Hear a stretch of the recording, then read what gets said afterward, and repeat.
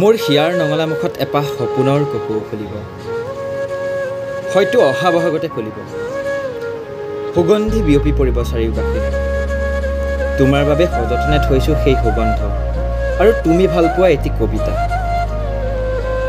তুমি আহিলে নিসংগতাই কুৰুকি ধৰা দীৰ্ঘগামী ৰাতিবোৰ শেষ হ'ব।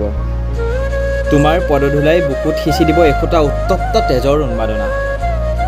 জীৱনত আকৌ এবাৰ মই প্ৰেমিক হৈ উঠিম আগৰ দৰে। জানো তুমি পুনৰবাৰ খোজ নিদিয়া এৰি থৈ যোৱা মোৰ পথাৰখনত।